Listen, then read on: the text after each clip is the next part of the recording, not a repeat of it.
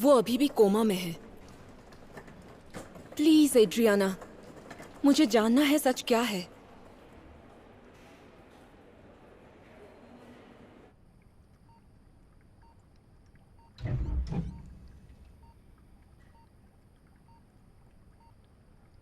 Hello miss. तुम जरा बाहर जाओगी? मुझे बात करनी है।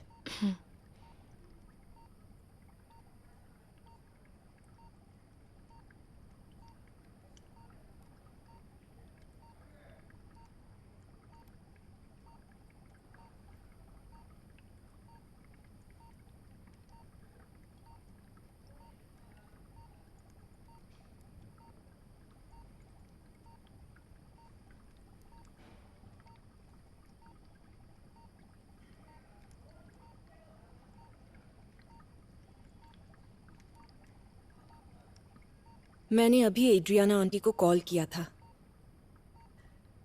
उन्होंने काफी कुछ बताया। मैं आपसे नफरत करती थी। आप सोच भी नहीं सकती, एक अजनबी देश में कुछ अजनबियों के घर में रहना एक छोटी सी लड़की के लिए कितना डरावना होता है। मैं अच्छी तरह जानती हूँ।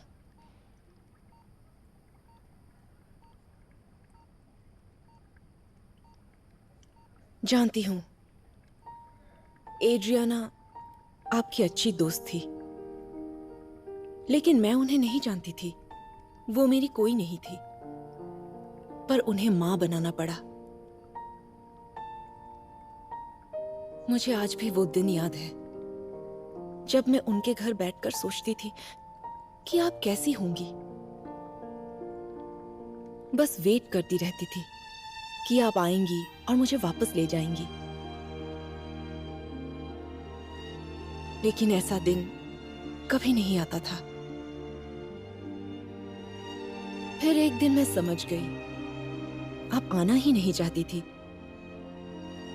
क्योंकि मुझे वहां भेजकर आप पापा से बदला जो ले रही थी। मैं तो सिर्फ आपका एक खिलौना थी। उस दिन के बाद से आपसे नफरत होने लगी। मैंने सोच लिया ना मैं आपका फोन उठाऊंगी और ना ही कभी मिलूंगी।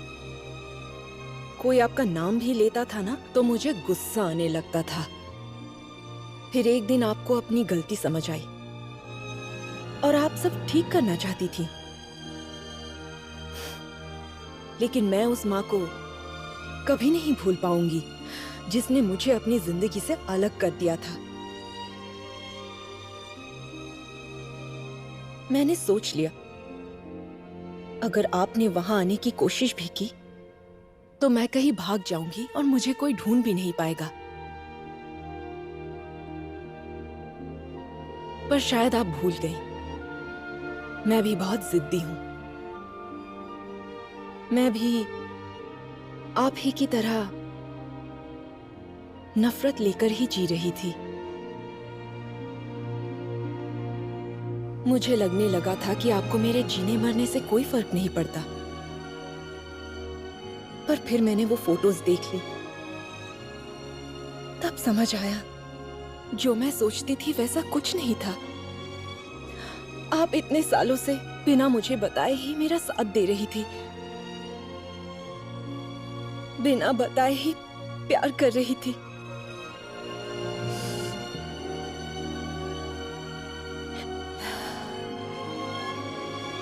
ये देखकर मुझे बहुत अच्छा लगा। लेकिन फिर मैं आपसे मिली तो आपने मेरा वो सपना तोड़ दिया। डॉक्टर बाई ने कहा कि आप बीमार हैं, इसलिए आपने वो सब कहा ताकि मैं आपसे नफरत करूं और आपको भूल जाऊं और एक नई जिंदगी शुरू करूं।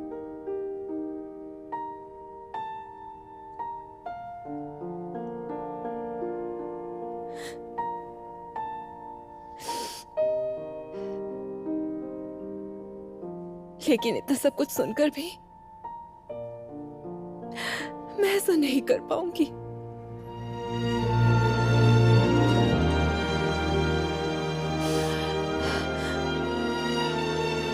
शिवान,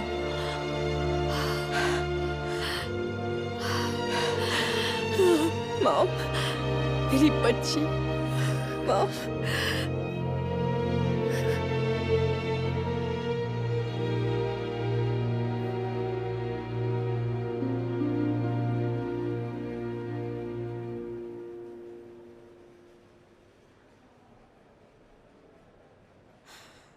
कितने अच्छे लग रहे हैं ना।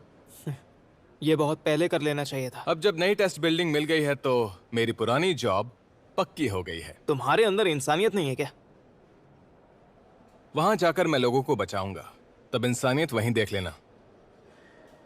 डॉक्टर बाई ने कहा है कि 1-2 दिन बाद आपकी सर्जरी हो जाएगी।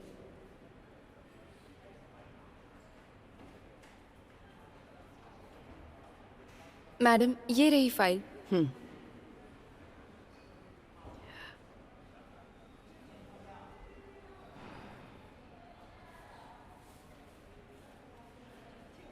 साइन कर दिया है, अपने डैड से करा लेना। ठीक है।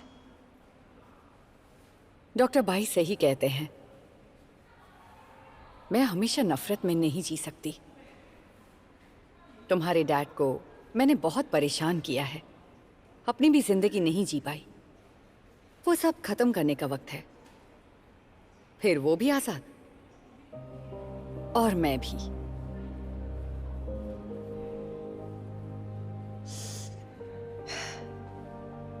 आजाद नहीं, हमेशा मेरे साथ।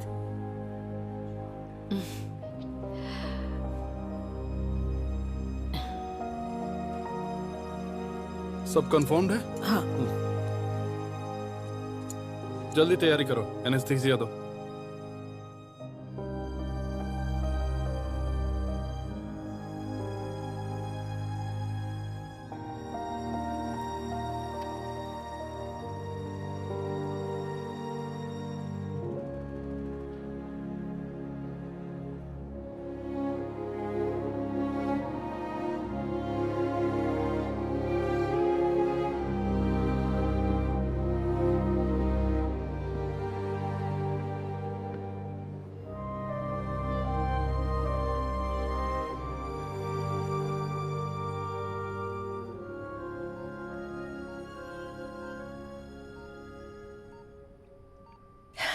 मॉम, हाँ बेटा। सर्जरी सक्सेसफुल रही, आप बिल्कुल ठीक हो। सर्जरी के बाद ट्यूमर पूरी तरह निकल गया। अब हमें कैंसर के कोई सेल्स नहीं दिख रहे हैं। बस याद रहे, हर 3 महीने में यहाँ आकर चेकअप करवाना। अब आप थैंक यू कह सकती हैं। Thank you doctor by.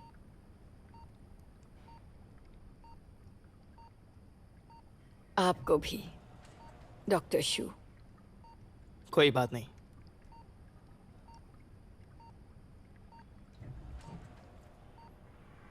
Doctor शू, आप मेरे टाइप के तो बिल्कुल नहीं हो।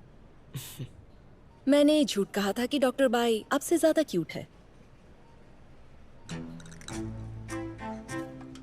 Thank you.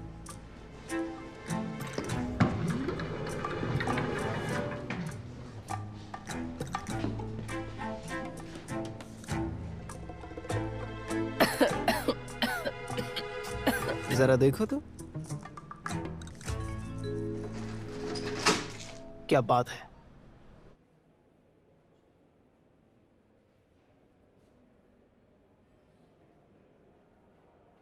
Thank you. तुम्हारी मदद के बिना वो सर्जरी के लिए कभी नहीं मानती। हम सब यहाँ एक दूसरे की मदद करने ही तो आते हैं। तुमने भी फैंग के केस में मेरी बहुत मदद की थी।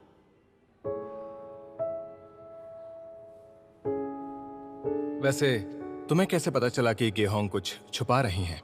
मुझे याद है जब मैं बॉर्डर पर सर्व कर रही थी तब वहां पर एक प्रेग्नेंट लेडी आई थी और उसे एनेस्थीसिया देने से पहले वो मुझे एक ही बात कह रही थी, उसकी कोख को कुछ नहीं होना चाहिए, जबकि वो उसकी वजह से मर भी सकती थी। मुझे तब उसकी बात नहीं समझ आई। फिर बाद में मुझे पता चला कि वहाँ की औरतें अगर प्रेग्नेंट नहीं हो पाती हैं तो वहाँ के लोग उन्हें मार देते हैं। हो सकता है गेहोंग की भी अपनी ही वजह हो, इसीलिए वो मना कर रही है। अच्छा, तो इसीलिए तुमने वांग चिंग की मर्जी सुनने के लिए इतनी जिद की थी? मुझे नहीं लगता डॉक्टर्स के सामने सिर्फ बीमारी होती है। हमारे सामने पेशेंट्स भी होते हैं। इंसानियत? हो सकता है कि जो तुम्हें पढ़ाया गया है वो मेरी सोच से बहुत अलग है। हाँ, वो अलग तो बहुत है, लेकिन वो इतना भी अलग नहीं है ना? हाँ, हो सकता है। वैसे तुम्हारे साथ काम करके अच्छा लगा।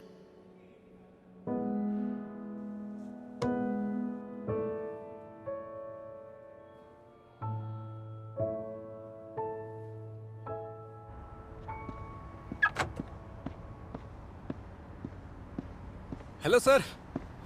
यहाँ क्या कर रहे हो? हाँ, तुमने मुझे डरा ही दिया था। वेट कर रहा था। सुबह ऑफिस में आकर नहीं मिल सकते थे? ये कैसी हरकत है? बच्चे हो क्या? मैं आपसे जब भी मिलने गया आप ऑफिस में थे ही नहीं, इसलिए मुझे यहाँ आना पड़ा। काम क्या है ये बताओ। सर वो बात ये है कि अब जब गेहोंग ने फंड्स डोनेट कर दिए हैं और हमारी टेस्ट बिल्डिंग भी बन के तैयार है, तो मैं डिपार्टमेंट बदल लूँ? उसका इससे क्या लेना देना है? कैसे नहीं है सर? अगर मैंने मेहनत नहीं की होती तो वो सर्जरी के लिए मानती ही नहीं। वो तुम्हारी ही पेशेंट थी और सर्जरी के लिए मनाना तुम्हारा ही काम था, किसी और का नहीं। अरे पर हटो, सर अब वो जाने दो मुझे। रुको।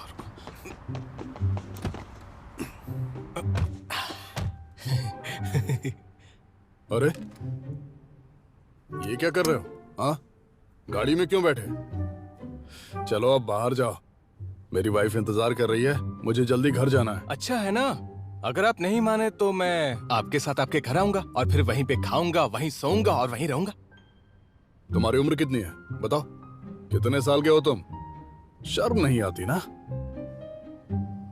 आपकी वजह से ऐसा करना पड़ रहा है। ठीक है, मेरे घर चलो। मेरी वाइफ तुम्हें कब से एक लड़की दिखाना चाह रही थी। वो अक्सर कहती रहती है उसके ऑफिस में तुम्हारे लायक बहुत सी लड़कियां हैं, तो आज उससे बात कर ही लेना। लड़कियों से मिलना है ना, तो चलो मेरे साथ घर चलो। उनका टेस्ट खराब है। क्या कहा तुमने अभी? है? उसका टेस्ट खराब है? पर ऐसा क्यों लगता है तुम्हें? हाँ? मैं अच्छा नहीं दिखता हूँ क्या? नहीं सर, आप तो दुनिया के सबसे हैंडसम डॉक्टर हैं। अरे सर वो देखिए। Bye sir. बेवकूफ कहीं का।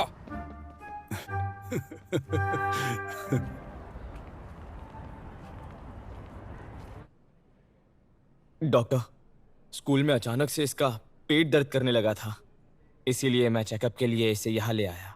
कब से हो रहा है ऐसे? लगभग 2 घंटे से हो रहा है। पहले कभी ऐसा हुआ है? हाँ, पहले भी 1-2 बार हो चुका है। पिछली बार ठीक हो गया था तो मैंने ध्यान नहीं दिया, लेकिन इस बार थोड़ा ज्यादा दर्द है, खास करके आज। 70/40 ब्लड प्रेशर लो है। वहां लेट जाओ।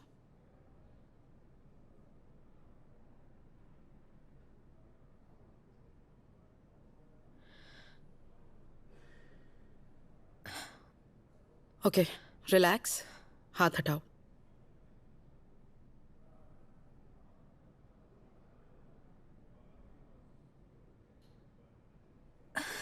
यहाँ दर्द हो रहा है?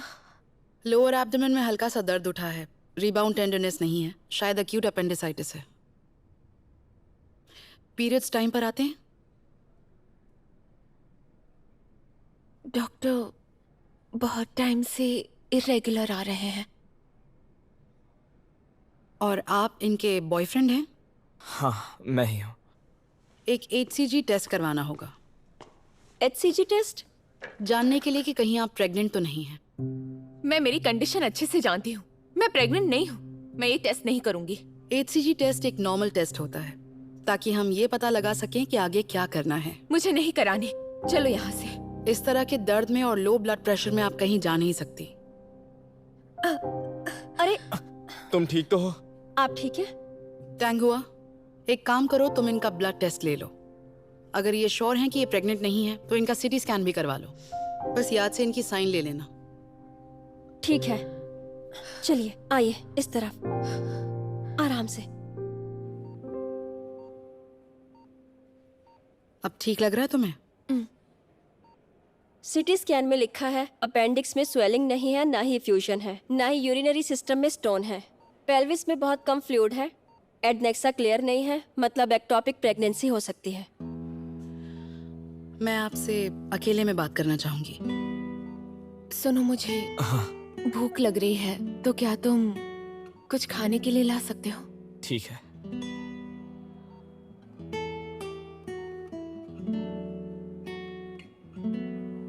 डॉक्टर, आप मेरी प्रेगनेंसी टेस्ट करवाना चाहती हैं ना? अगर वक्त पर पता चल गया तो ये आपके लिए ही अच्छा होगा। हम सही वक्त पर आपका इलाज कर पाएंगे। डॉक्टर, पता है मैं टेस्ट क्यों नहीं करवाना चाहती हूँ? बचपन से ही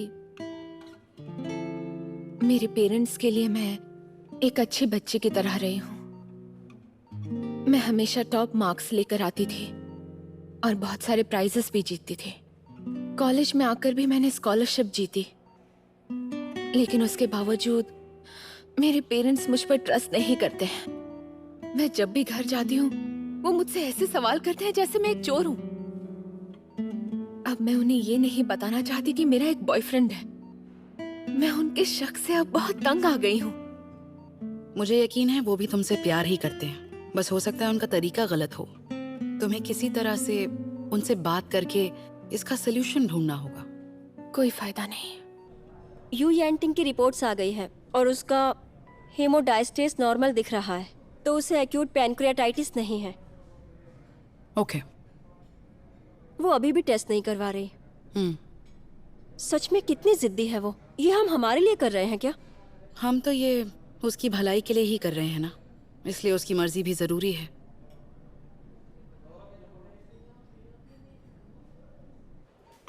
पैर उठाओ, चेक करने दो।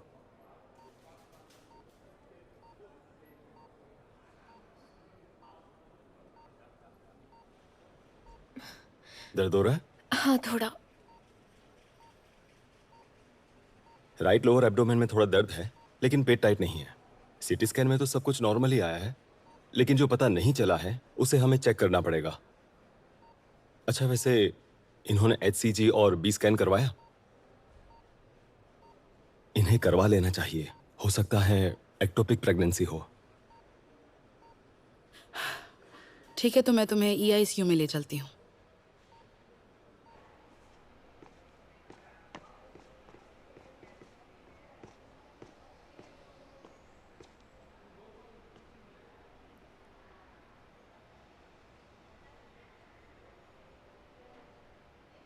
डॉक्टर जाओ, मेरे ख्याल से यू याटिंग से फिर से बात करनी चाहिए। मैं जानता हूं तुम मुझसे एक बार बात कर चुकी हो और तुम्हारी जजमेंट पर मुझे पूरा भरोसा है, लेकिन इसका यह मतलब नहीं है कि उसे टेस्ट के लिए मनवाया नहीं जा सकता, क्योंकि वो टेस्ट लेना हमारे डायग्नोसिस के लिए भी बहुत जरूरी है।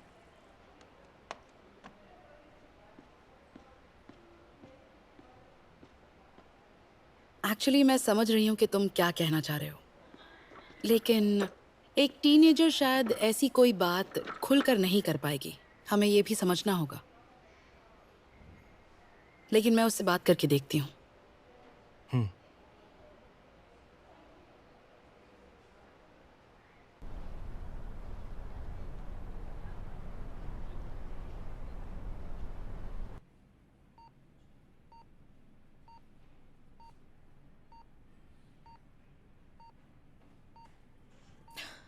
इतना डरना बंद करो। मैं अब ठीक हूँ और अब मुझे दर्द भी नहीं हो रहा। चेहरे पर तुम्हारा पूरा डर दिख रहा है। अपनी आईब्रोज को ऊपर करो और थोड़ा सा स्माइल भी करो। अब ठीक है। तुमने वो पोस्ट देखी है? लाइफ में सबसे ज्यादा खुश रहना ही जरूरी होता है।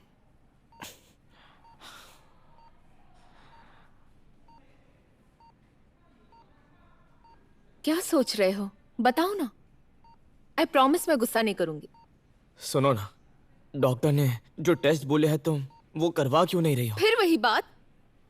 अब क्या तुम्हें भी मुझ पर भरोसा नहीं है? भरोसा तो है, पर मुझे तुम्हारी फिक्र भी तो है ना। वैसे भी सुबह जब तुम यहाँ पर आई थी तब कितने दर्द में थी।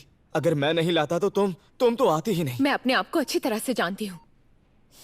तुम फिक्र मत करो।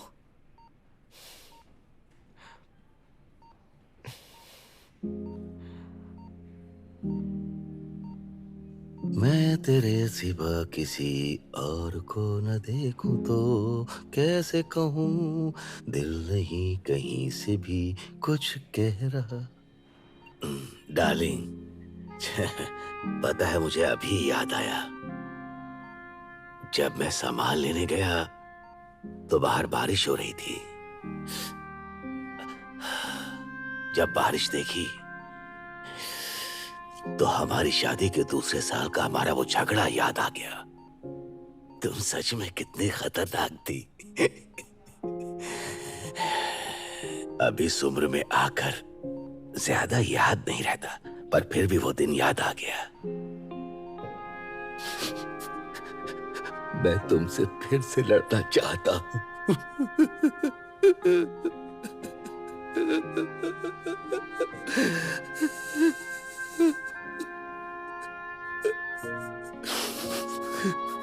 चलो बहुत हुआ, लाओ अपना हाथ दो। ये कितने अच्छे लग रहे हैं, चेहरा कितना सुंदर है। क्या बात है। अरे ये सुंदर सी लड़की कौन है? सर पूछता हूँ। इनकी वाइफ का 2 हफ्ते पहले एक गाड़ी से टकराकर एक्सीडेंट हुआ। सेरेब्रल हर्निया और सेरेब्रल हैमरेज हुआ, लेकिन सर ने हार नहीं मानी, अब भी डटकर खड़े हैं। और अब वो कैसी हैं? कमजोर हैं। उनके घर वाले? वो सब किसी ना किसी यूनिवर्सिटी में प्रोफेसर्स हैं। उनमें से कोई भी अभी तक यहाँ नहीं आया। पेरेंट्स का ध्यान रखना सबके नसीब में नहीं। ये भी किसी को परेशान नहीं करना चाहते। इन्होंने अपने बच्चों को सर्जरी से पहले कुछ नहीं बताया, इस डर से कि वो कहीं घबरा ना जाए। लेकिन तब से ही इनकी वाइफ को होश ही नहीं आया है। जब इन्हें कुछ समझ नहीं आया तो कल ही अपने बच्चों से इन्होंने बात की। इन्हें उनसे पहले ही बात करनी चाहिए थी। वैसे अंकल सू को 1 महीने पहले से ही अल्जाइमर्स के साइन दिखने लगे थे। अपनी वाइफ को भूल जाने के डर से इन्होंने एक डायरी बनाई और उसमें अपनी बातें लिखनी शुरू कर दी। इन्हें साफ करने के बाद ये उसमें हर रोज लिखते हैं।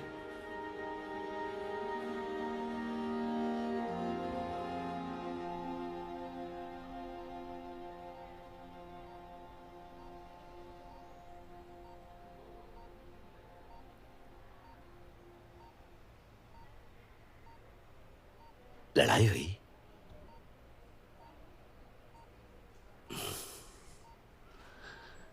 बेटा, वो अभी बहुत बीमार है, तुम जाकर माफी मांगो। मैं नहीं बोलने वाला था, पर उसने प्रॉमिस किया था कि वो गुस्सा नहीं करेगी। फिर 1 मिनट में गुस्सा हो गई। लड़कियां ऐसा क्यों करती हैं?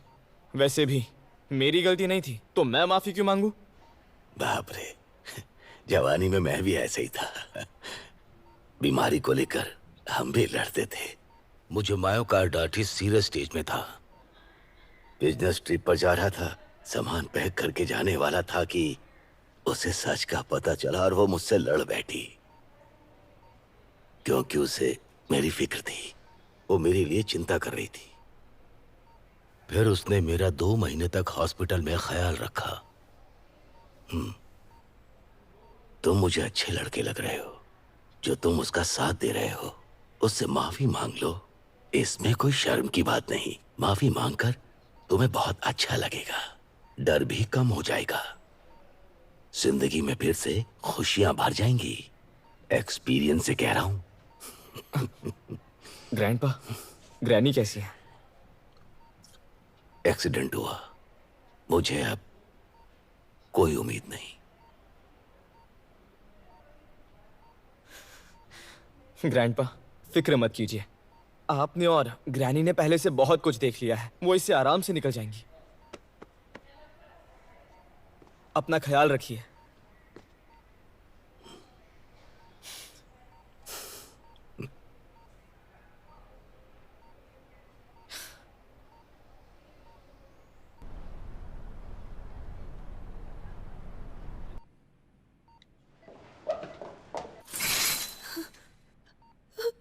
ये सब क्या हो रहा है? तुमने मुझे इसके बारे में पहले क्यों नहीं बताया? वही तो, डॉक्टर ने जैसा कहा तुमने वो सब क्यों नहीं किया? एक्सक्यूज मी, आप उन्हें आराम करने दीजिए और बाहर आ जाइए।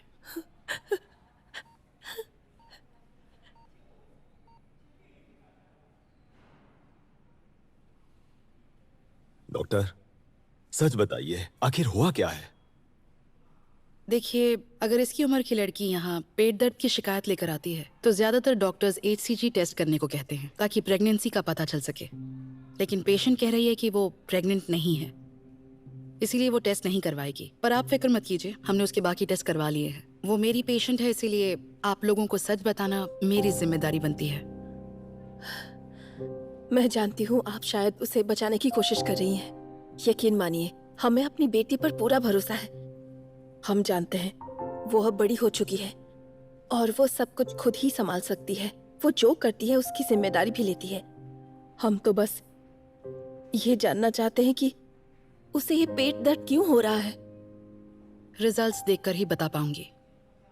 बेटा, अभी भी दर्द हो रहा है? मॉम, डैड, आपको बिना बताए डेट नहीं करना चाहिए था, लेकिन मैं प्रेग्नेंट नहीं हूँ। ठीक है, कोई बात नहीं। हम दोनों को तुम पर भरोसा है। बेटा, हम दोनों को तुमसे माफी मांगनी चाहिए। हम भूल गए थे कि हमारी छोटी सी बच्ची अब बड़ी हो चुकी है। तुम्हारी अपनी लाइफ है, हम ये समझ ही नहीं पाए। अब तुम्हारे ऊपर हम अपनी मर्जी नहीं थोपेंगे। अब हमें समझ आ गया है, तुम अपनी मर्जी से जी सकती हो, तुम अपने फैसले खुद ले सकती हो। हमें तुम पर भरोसा है। पागल लड़की, अब रोना बंद करो। तुम्हें जो चाहिए था वो मिल गया ना, अब रोना बंद करो। हाँ, थैंक यू। बेटा, आज के बाद से हम दोनों ही तुम्हारे साथ हैं। तुम जो भी करोगी उन सब में हम साथ देंगे।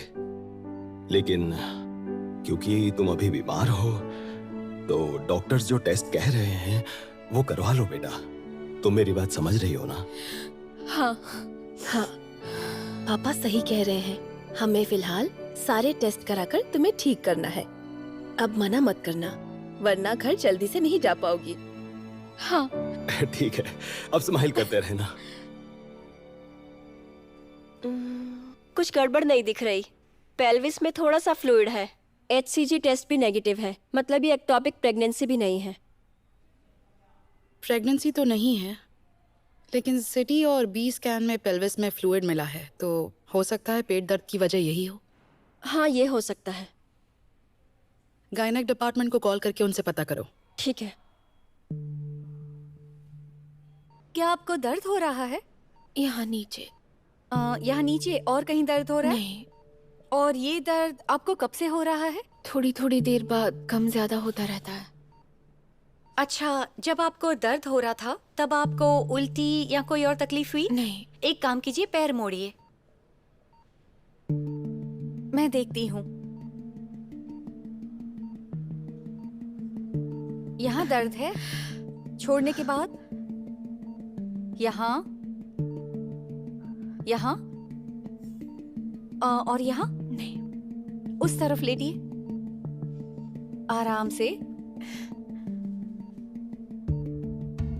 यहाँ दर्द है? यहाँ? नहीं। Okay, thank you. अब आप आराम करिए। डॉक्टर चैन, आपको लगता है ये दर्द पेल्विक फ्लूइड की वजह से है? इनके सारे टेस्ट रिजल्ट्स और इस वक्त इनके दर्द से तो लग रहा है कि फ्लूइड की वजह से कुछ भी नहीं हो रहा। मेरे ख्याल से इन्हें दूसरे भी टेस्ट करवाने चाहिए। Okay, thank you. वेलकम। पता नहीं हमारी बच्ची। क्या हुआ डॉक्टर? डॉक्टर, कैसी है वो? सिटी स्कैन में तो कोई प्रॉब्लम नहीं आई है, सर्जिकल इंडिकेशन भी नहीं है, HCG टेस्ट नेगेटिव है। इसका मतलब वो प्रेग्नेंट तो नहीं है। गायनेक ने कहा है उसे पेल्विक इन्फेक्शन भी नहीं है। लेकिन डॉक्टर, आपने कहा सर्जिकल इंडिकेशंस भी नहीं है, इसका मतलब क्या है? मतलब उसके पेट की कोई सर्जरी नहीं करनी होगी, लेकिन गैस्ट्रो इंटेस्टिनल एंडोस्कोप करवाकर शायद हमें वजह पता चल सके। ठीक है, बेहतर होगा, करवा लीजिए। हाँ प्लीज।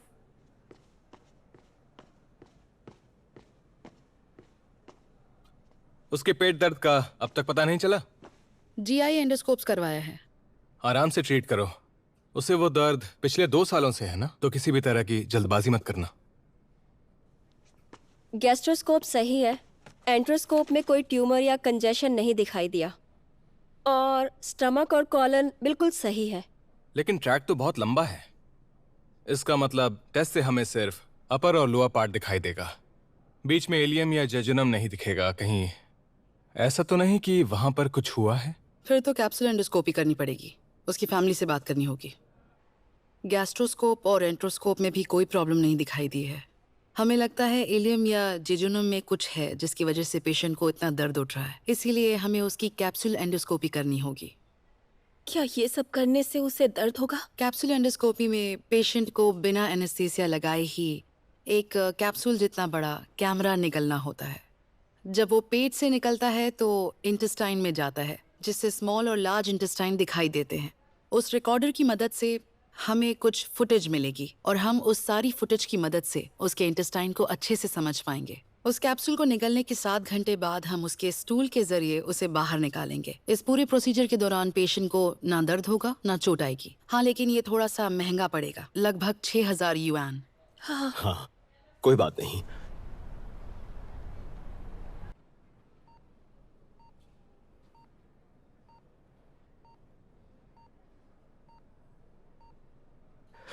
फिक्र मत करो, सब ठीक हो जाएगा।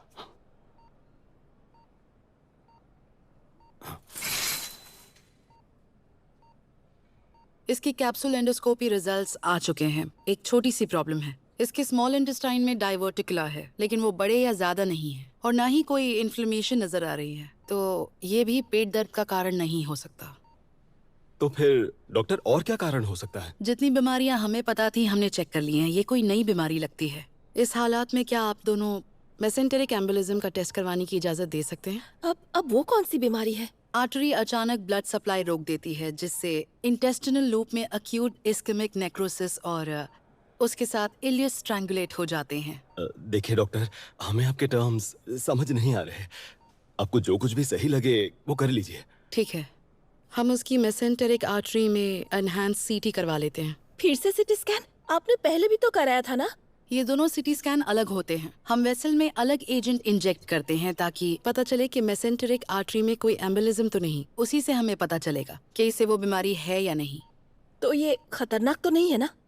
नॉर्मल सिटी स्कैन जैसा ही होता है और पेशेंट की किडनी भी ठीक हो जाती है, तो इसमें कोई रिस्क नहीं है। ठीक है, कर लीजिए। हाँ।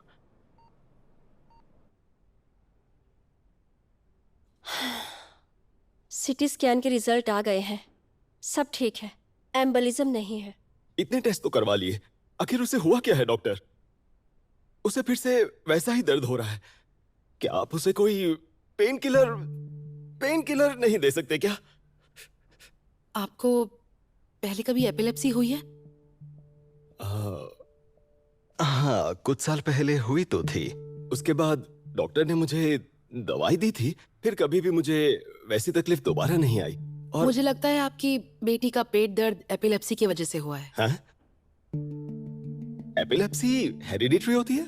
इसे कोई इनहेरिट तो नहीं करता है, हेरिडिटरी होने के चांसेस कम ही हैं, लेकिन इसकी पॉसिबिलिटी हटा नहीं सकते। मेरे ख्याल से हमें एक ईईजी कर लेना चाहिए। डॉक्टर, रिजल्ट्स आ गए हैं।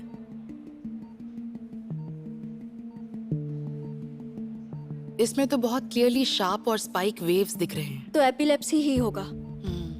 उसकी दवाई शुरू करो, सोडियम वैल्पोरेट इंजेक्शन। उसके बाद न्यूरोलॉजी डिपार्टमेंट को यहाँ बुला लेना। Okay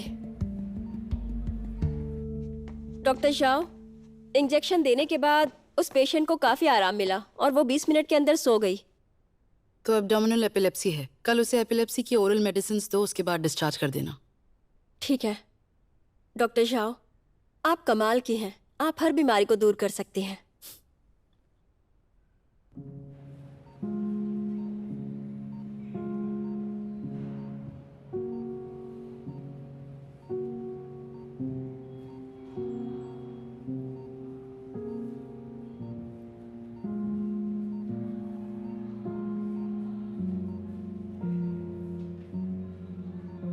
hi. हाय। वैसे अब तुम्हारा पेट दर्द कैसा है? डॉक्टर ने जब से इंजेक्शन दिया है उसके बाद से बेहतर है। अच्छी बात है।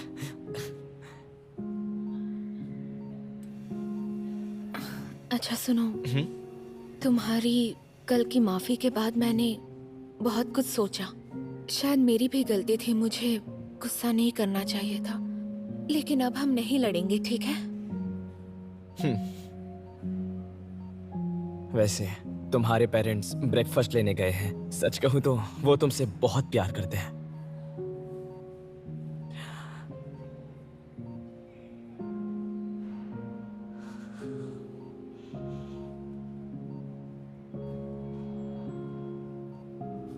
सुनो, तुम्हें एक बात बताऊं? बगल के रूम में एक ग्रैंडपा अपनी वाइफ का ध्यान रख रहे हैं, लेकिन सच कहूं तो वो बहुत बूढ़े हैं। मैं खुद को और रोक नहीं पाऊंगा। मुझे उनसे बात करने का बहुत मन कर रहा है। सोच रहा हूं मैं उनके लिए एक एक्सपीरियंस्ड नर्स को बुला लूं। ये तो बहुत अच्छा आइडिया है। लेकिन एक प्रोफेशनल नर्स ही ढूंढना। उसकी रिपोर्ट्स तो नॉर्मल है। Good morning doctor. Good morning. Morning. कल ही ऑब्जर्वेशन के बाद एब्डोमिनल एपिलेप्सी कंफर्म हुई है। वो ओरल मेडिसिन से ठीक हो जाएगी। दवाई लिखने के बाद आप उसे ले जा सकते हैं। अच्छा ठीक है। और अगर फिर से दर्द हो तो टेस्ट करवाने के लिए ले आना, उसमें डिले मत करना। और अगर दर्द नहीं होता है तो हर 15 दिन में टेस्ट करवाते रहना। Thank you doctor, thank you so much. Thank you so much. Thank you so much. ये देख लीजिए, प्रॉब्लम नहीं है तो साइन कर दीजिए, फिर आप मैडम को ले जा सकते हैं। मैडम को डिस्चार्ज कर रहे हैं? वहां ने एक नैनी ढूंढी है और वो मदद करने वाली है।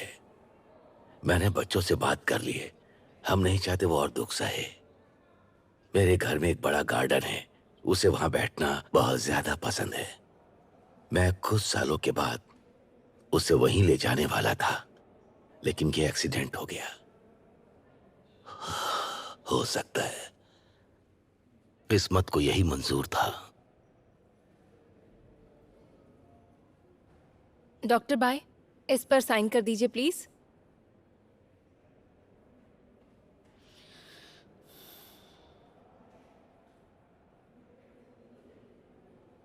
किसी ने कहा था कि लोग मरने के लिए तरसते हैं और मौत से कोई भी नहीं बच सकता है। कभी कभी मैं सोचता हूं, अगर व्हीलचेयर पर आना पड़ा तो क्या करूंगा? क्या मैं भी दादाजी की तरह बनूंगा? लेकिन मैं हमेशा एक डॉक्टर के नजरिए से ही अपने फैसले लेता हूं। मुझे पेशेंट से ज्यादा भरोसा चाहिए सही फैसले लेने का, ताकि वो ठीक हो सके। हमारे काम में हमें मौत का रोज सामना करना पड़ता है। मौत हमारी तकनीक को धरा का धरा छोड़ देती है, लेकिन उससे पहले क्या हमें फिर भी लड़ते रहना चाहिए? हमें यह भी नहीं पता कब हमें हार मान लेनी चाहिए। ना ये पता होता है कि कौन कब कैसे हार मानने वाला है। इसीलिए हमें जो सिखाया जाता है वो भी जरूरी है, जो हमें वक्त के साथ मौत को झेलना सिखा देता है। सही कहा। हम पूरी जिंदगी उसकी पढ़ाई में लगा देते हैं। कभी कभी पेशेंट सच में दम तोड़ देता है, लेकिन हमारा काम है जितना हो सके उतनी कोशिश करना। लेकिन जब पेशेंट की फैमिली हार मान जाती है तो हमें बहुत बुरा लगता है।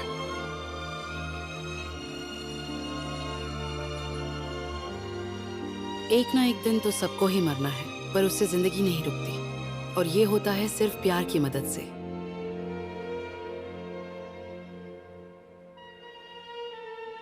वैसे हमें क्या पता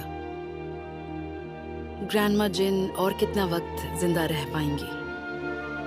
ये भी नहीं पता कि ग्रैंडपा सू के पास सब कुछ याद रखने के लिए कितना वक्त बचा है।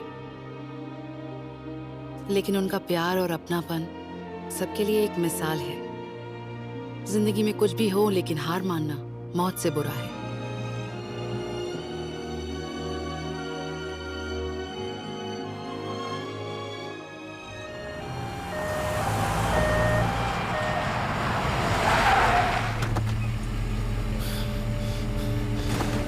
जिनशन,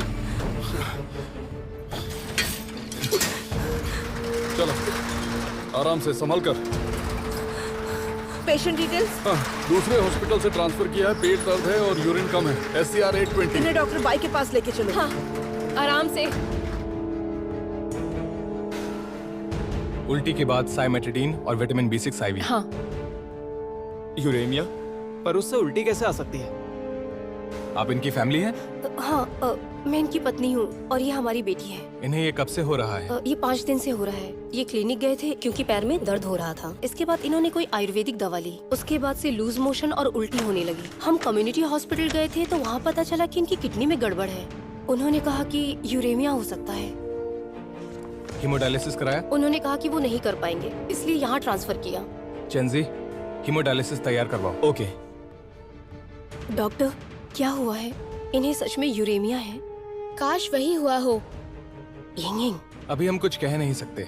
एससीआर की कई वजहें हो सकती हैं। हीमोडायलिसिस से एससीआर कम करना होगा, उसके बाद ही हम कोई वजह बता पाएंगे। इनकी हालत देखते हुए ईआईसीयू ले जाना होगा। मिस यंग, इनसे फॉर्मेलिटीज करवा लीजिए। ठीक है, चलिए। सुनो बेटा, अपने पापा के साथ रहना। नहीं, आपके साथ आना है।